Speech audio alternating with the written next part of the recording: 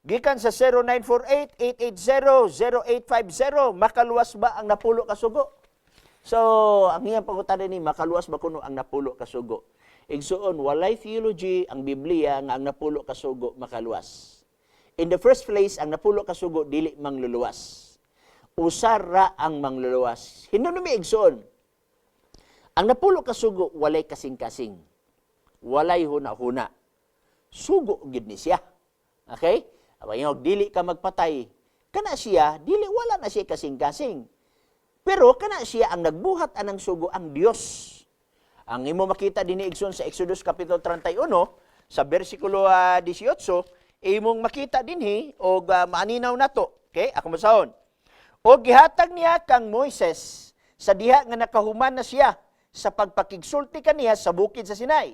Ang duha ka papan sa pagpamatuod, ang papan nga bato nga gisulatan sa tudlo sa Dios. Kinsay nagsulat sa napulo ka sugo igsoon, ang papan nga bato gisulat sa tudlo sa Dios. Okay? So ang sugo napulo ka sugo balaan. So wala tay mabasa nga ang napulo ka sugo makaluwas. Ang tag-iya hinuon sa napulo ka sugo mo'y makaluwas.